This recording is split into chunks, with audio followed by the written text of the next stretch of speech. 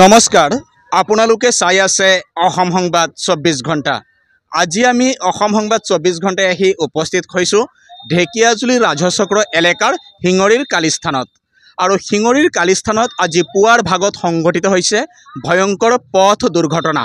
আমি দেখুৱাই আছোঁ সামগ্ৰিক পৰিৱেশ এনেদৰে ৰঙৰ সামগ্ৰী কঢ়িয়াই অনা এখন ট্ৰাক ইয়াত আহি দুৰ্ঘটনাত পতিত হয় আৰু দুৰ্ঘটনাত পতিত হোৱাত এই ট্ৰাকখনৰ বিস্তৰ ক্ষতিসাধন হৈছে। আমি দেখুৱাই আছোঁ সামগ্ৰিক পৰিৱেশ এয়া ঢেকিয়াজুলি ৰাজচক্ৰ এলেকাৰ অৰ্থাৎ হিঙৰি আৰক্ষী চকীৰ হিঙৰিৰ কালিস্থানৰ দৃশ্য। আৰু হিঙৰিৰ কালিস্থানত আজি এনেদৰেই সংঘটিত হৈছে এই পথ দুৰ্ঘটনা। আৰু এই ঠাইডোখৰতে বিগত দিনবোৰতো পথ দুৰ্ঘটনা সংঘটিত হৈছে, আজি পুনৰ সংঘটিত হৈছে এই পথ দুৰ্ঘটনা। আৰু ইয়াতে স্থানীয় লোক আছে, আমি তেখেতলোকৰ পৰা এই চেগতে কিছু কথা জনাৰ চেষ্টা কৰিম। দেখা গৈছে বিগত সময়ছোৱাত এই ঠাইখিনিতে বহুতো দুৰ্ঘটনা সংঘটিত হৈছে, আজি পুনৰ দুৰ্ঘটনা সংঘটিত হৈছে, কি ক'ব? হয়, ইয়াতে বহুত দুৰ্ঘটনা হৈছে, 6-7টা হৈ গ'ল ইয়াতে এক্সিডেণ্ট হৈছে। আচলতে কিহৰ কাৰণে হয়? এইটো বাম্পাৰৰ কাৰণে হয় কিজানি। এই বাম্পাৰটো ৰাস্তাটো ঠেক হৈছে, ৰাস্তাটো সৰু হৈছে। হয়, ইতিমধ্যে শুনিলে যি অসমমালাৰ পথ নিৰ্মাণ কৰা হৈছিলে এই পথছোৱাত কালিস্থানত যিমান বহল হ'ব লাগিছিল এই বহল নোহোৱাৰ কাৰণে মাজত যি ডিভাইডাৰ দিয়া আছে ডিভাইডাৰত লাগিয়ে এনেধৰণৰ দুৰ্ঘটনা সংঘটিত হয় বুলি স্থানীয় লোকে শংকা প্ৰকাশ কৰিছে। আৰু এই ঠাইডোখৰত 7টাকৈ দুৰ্ঘটনা সংঘটিত হোৱা বুলি তেখেতলোকে জনাইছে। আৰু এই ক্ষেত্ৰত আগন্তুক দিনত যি পথ প্ৰাধিকৰণ বা যিসকলে এই নিৰ্মাণকাৰী সংস্থা তেখেতলোকে এই পথছোৱাৰ গতিৰোধক ব্যৱস্থা কেনেদৰে গঢ়ি তুলিব এই বিষয়টো কিন্তু এটা গুৰুত্বপূৰ্ণ বিষয় হৈছে। আৰু ইয়াত আৰু স্থানীয় লোক আছে, আমি তেখেতলোকৰ পৰাও কিছু কথা জনাৰ চেষ্টা কৰিম। দেখা গৈছে দাদা এইখিনিত প্ৰায়ে দুৰ্ঘটনা সংঘটিত হয়, কি ক'ব?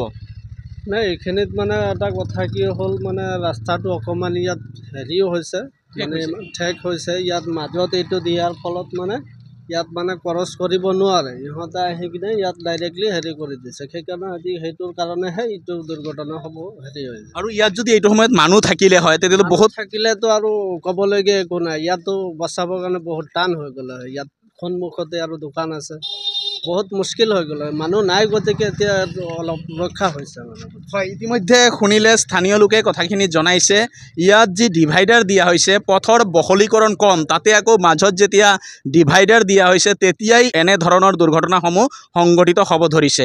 আৰু এই ক্ষেত্ৰত অসমমালা পথ প্ৰাধিকৰণে কি ধৰণৰ ব্যৱস্থা গ্ৰহণ কৰে এয়া কিন্তু সময়ত লক্ষণীয় হ'ব।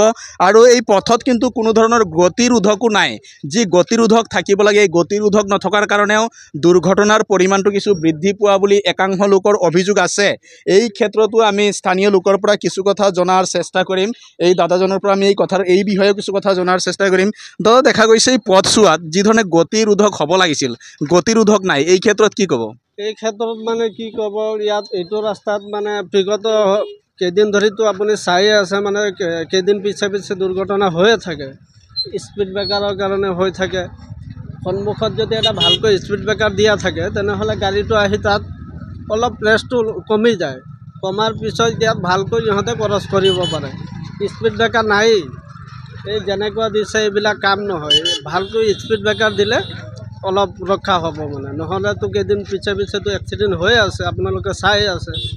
সেইটোৱে আৰু সেইটোৱে অনুৰোধ কৰিম, স্পীড ব্ৰেকাৰ যদি দিয়ে তেনেহ'লে ইয়াত ভাল হ'ব। আৰু হয়, ইতিমধ্যে শুনিলে এই পথছোৱাত যি গতিৰোধক ব্যৱস্থা গঢ়ি তুলিবলৈ স্থানীয় ৰাইজে আজি দাবী জনাইছে স্থানীয় পথ প্ৰাধিকৰণৰ বিষয়াসকলক। আৰু এনেদৰেই আজি সংঘটিত হৈছে এই পথ দুৰ্ঘটনা।